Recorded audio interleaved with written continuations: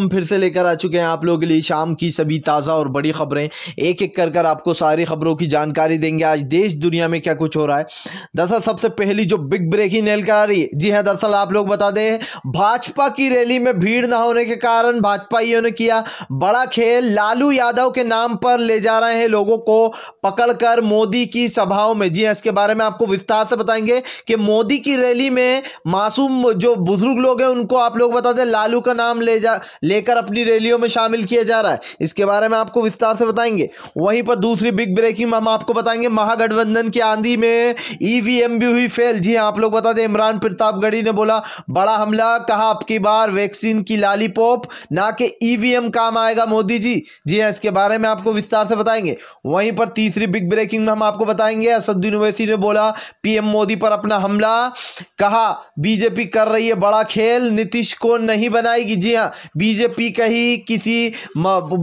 ही MLA को बनाएगी मुख्यमंत्री। इसके बारे में आपको विस्तार से बताएंगे। वहीं पर अगली बिग ब्रेकिंग में हम आपको बताएंगे, अर्नब गोस्वामी की बौखलाहट। जी हां, जैसे ही उसके पत्रकारों को दबोचा गया तो बौखला उठा अर्नब गोस्वामी और कहा अब हमारे पत्रकारों को पकड़ा जा रहा है। इसके बारे में भी आपको विस्तार से बताएंगे।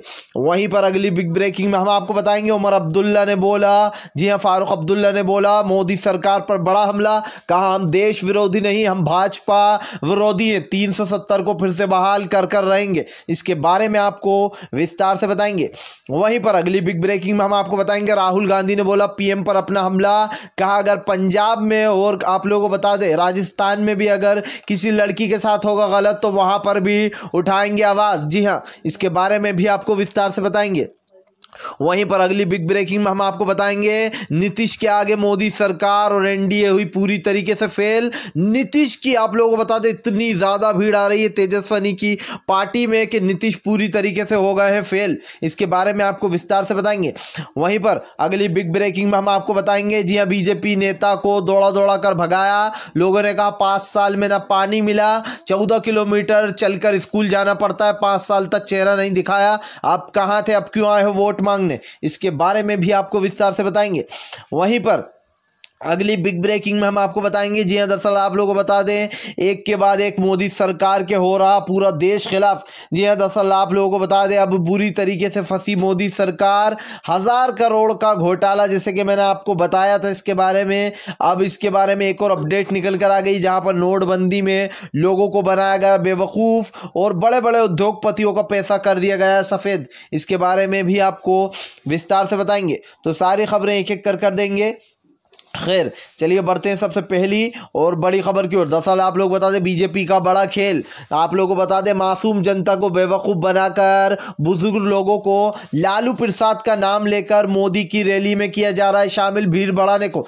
जी हाँ, आप लोगों को बता दें एक वीडियो तेज़ी से वायरल हो रहा है और ये वीडियो जो है यहाँ पर एक महिला का है। जिस महिला से जब उनसे पूछा गया कि आप किसकी रैली में आई हैं, किसकी सभा में आई हैं, तो उन्होंने बताया कि हम लालू को सुनना है। जब उनसे पूछा गया आप लालू को पहचानती है, तो उन्होंने कहा हाँ। तब यहां पर ये वीडियो तेजी से वायरल हो रहा है। आप लोगों को बता दें अब मासूम लोगों को, जो बुजुर्ग लोग हैं, क्योंकि मोदी की जो रैलियां हैं वो पूरी तरीके से खाली जा रही हैं, अब ऐसे में लोगों को बेवकूफ़ बनाकर उनका लालू का नाम यूज़ कर रैलियों में शामिल किया जा रहा है।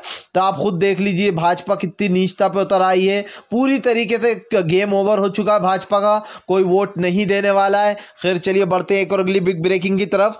बता दें आप लोगों को अगली जो बड़ी खबर निकल कर आ रही है, एमआई चीफ असदुद्दीन ओवैसी भड़के, कहा मोदी सरकार कर रही है नीतीश का यूज़, नहीं बनाएगी अब की बार नीतीश को मुख्यमंत्री। जी अब की बार बनेगा कोई बीजेपी का ही मुख्यमंत्री। दरअसल आप लोग बता दें असदुद्दीन ओवैसी ने अपनी रैली में दहाड़ा है बहुत ही बुरी तरीके से और उन्होंने बताया कि बिहार की जनता के साथ फिर से एक बार बीजेपी करने वाली है धोखा। जी हाँ, जो लोग भी नीतीश को वोट दे रहे हैं वो इस गलतफहमी में ना रहे कि फिर से एक बार नीतीश कुमार बनेंगे मुख्यमंत्री।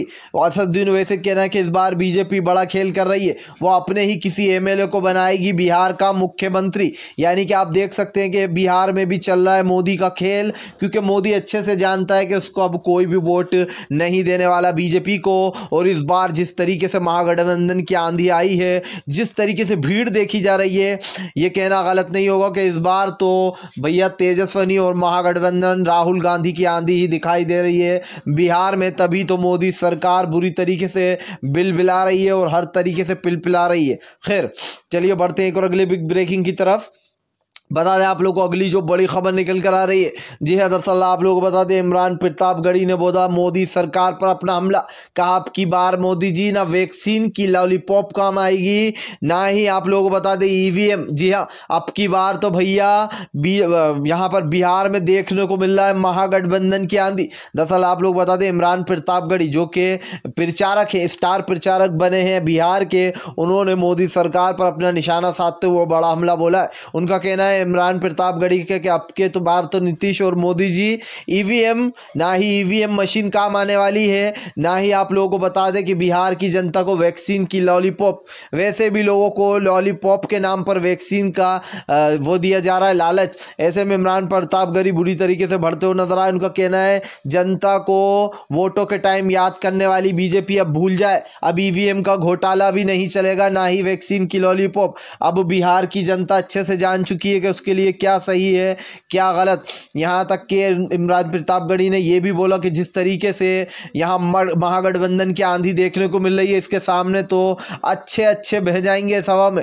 जी हाँ आप लोगों को बता दें जिस तरीके से तेजस्वी का महागठबंधन का असर देखने को मिल रहा है, युवाओं में जिस तरीके से एक जोश है तेजस्वी को लाने का, ये सरासर जो देखने में लगता है कि सच में जो लोग हैं वो अपने घर वालों को कहेंगे और ज़्यादा वोट देंगे महागठबंधन को। अब की बार बिहार में बदलाव आएगा, अब की बार बीजेपी को बाहर उठा के फेंकेंगे, नीतीश का पत्ता साफ कर देंगे और बिहार में कुछ ना कुछ उन्नति ज़रूर होगी। खैर चलिए हम बढ़ते हैं एक और अगली बिग ब्रेकिंग की तरफ।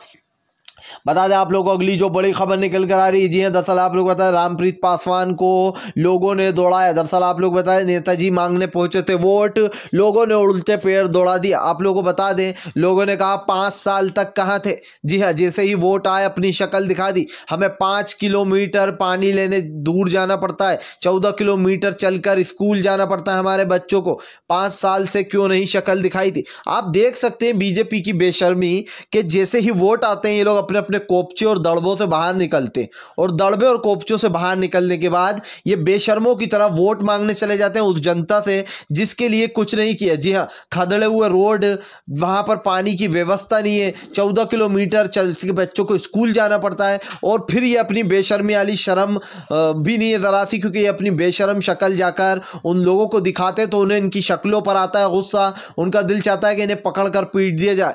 क्योंकि अगर आप किसी से झूठे वादे करेंगे, आप कहेंगे आपकी सड़कें बन जाएंगी, आपके बच्चों को अच्छे स्कूल मिलेंगे, जाने के लिए अच्छा साधन होगा, लेकिन होता अंत में क्या है कि मोदी सरकार अपना खेल दिखा जाती है और भी बड़े बड़े उद्योगपतियों को और बड़ा बना देती है। जी हाँ जिस तरीके से यहाँ पर किसानों की कमर तोड़ी जाती है, लोगों की आज़ादी छीनी जाती है, बोलने नहीं दिया जा रहा है, लोगों की आज़ादी छीनने में लगी है सरकार। ऐसे इंसान को कोई वोट क्यों देगा भाई, सामने आएगा तो वो उसको दौड़ा कर ही भगाएगा।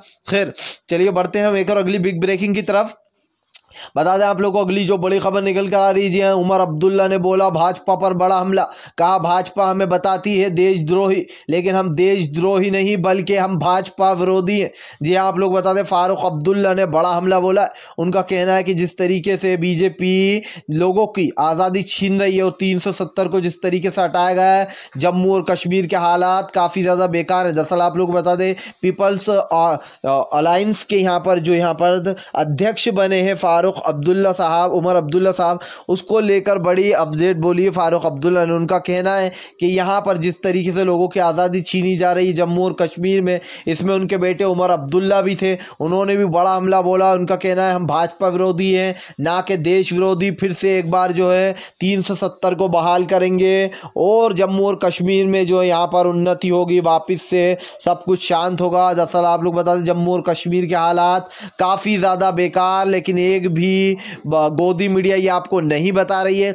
यहाँ तक कि गोदी मीडिया तो इतनी आगे है कि फिर से एक बार नीतीश के गुणगान गा रही है, जबकि असलियत क्या है सबके सामने। बिहार में जिस तरीके से आप भीड़ देख रहे हैं तेजस्वी की पार्टी में, ये साफ साफ दिखाई दे रहा है कि तेजस्वी का पल्ला भारी चल रहा है अब की बार बीजेपी और एनडीए से। खैर चलिए हम बढ़ते हैं एक और अगली बिग ब्रेकिंग की तरफ।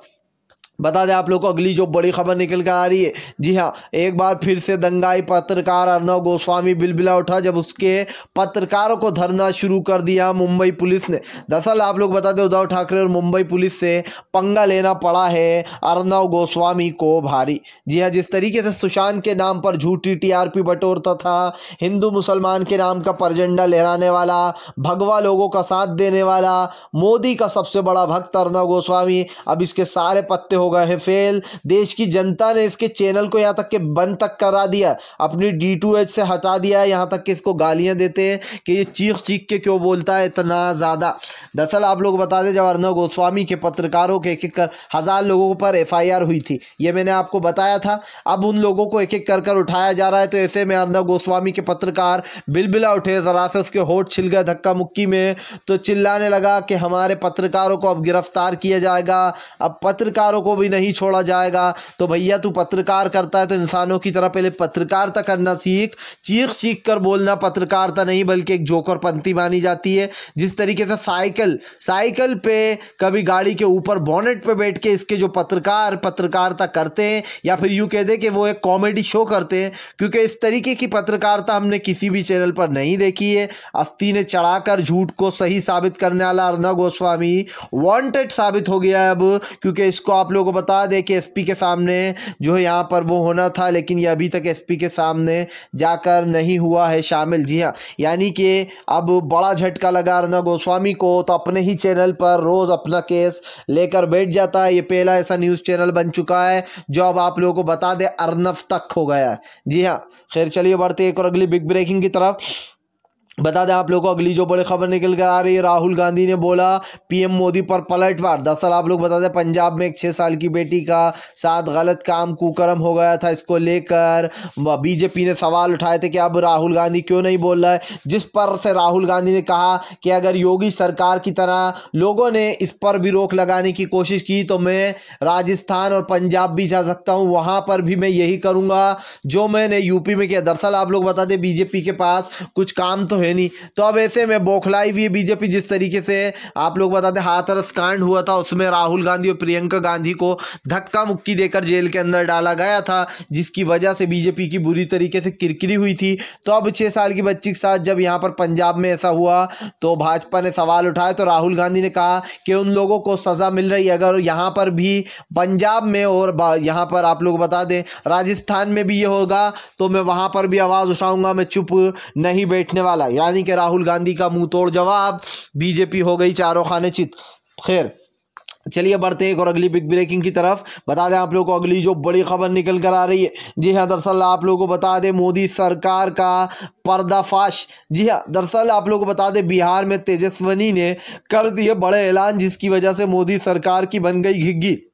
जी हाँ, सब कुछ फ्री कर दिया है आप लोगों को बता दें। और तेजस्विनी ने कहा अगर हमारी महागठबंधन पार्टी जीतती है तो हम सब कुछ फ्री है। जी हाँ, हालांकि लाइट के बिल में कटौती होगी, कमी करी जाएगी। इसी के साथ साथ आप लोगों को बता दें युवाओं को 1500 रुपये भत्ता मिलेगा, जो लोग बेरोजगार हैं उनको 1500 रुपये भत्ता भी दिया जाएगा, और किसानों का जितना भी कर्ज है वो सब माफ़ कर दिया जाएगा।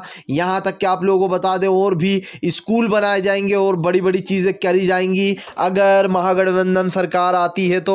यानी कि दोस्तों अगर आपको भी बिहार में बदलाव चाहिए तो महागठबंधन को सपोर्ट कीजिए, क्योंकि अगर नीतीश और BJP को उखाड़ कर नहीं फेंका हमने बिहार से तो बिहार में जो गरीबी फैल रही है वो और भी चरम सीमा पर पहुंच जाएगी। इसीलिए अगर आप भी मानते कि यहाँ पर बिहार में BJP और NDA का सफाया होगा और अब की बार राहुल गांधी और तेजस्विनी की आंधी चलेगी महागठबंधन की, तो इस वीडियो को दिल से लाइक करके हमारे चैनल को सब्सक्राइब ज़रूर कीजिए, क्योंकि हम एक ऐसे निष्पक्ष पत्रकार हैं जो कि आप तक सिर्फ सच और सच पहुंचाने की कोशिश करते। तो हम मिलेंगे आपसे नेक्स्ट वीडियो में, तब तक के लिए वंदे मातरम।